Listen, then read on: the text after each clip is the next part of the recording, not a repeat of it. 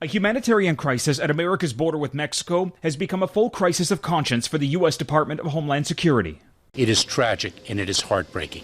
For more than 3 weeks, the border bridge connecting Del Rio, Texas with Mexico has served as the only shelter for thousands of Haitian migrants, many having fled a country devastated by natural disasters and political turmoil, only to arrive to a hellish landscape with squalid conditions.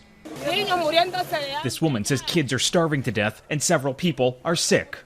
Thousands have already been deported back to Haiti under a policy imposed by Donald Trump, which uses the pandemic as a reason to deny them from crossing the border. We have reiterated that our borders are not open and people should not make the dangerous journey. Families and asylum seekers are all that's taken for processing. But it isn't deterring the flood of migrants who face an aggressive response from border agents, some on horseback using intimidation to keep people off American soil.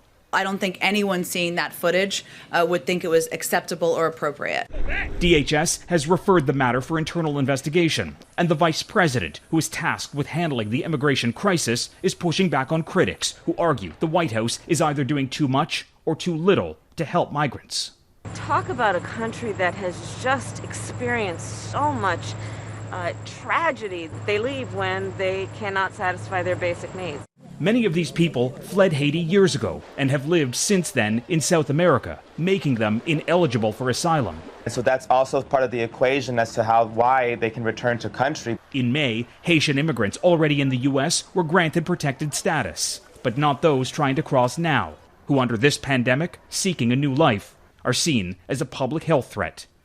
Reggie Cecchini, Global News, Washington.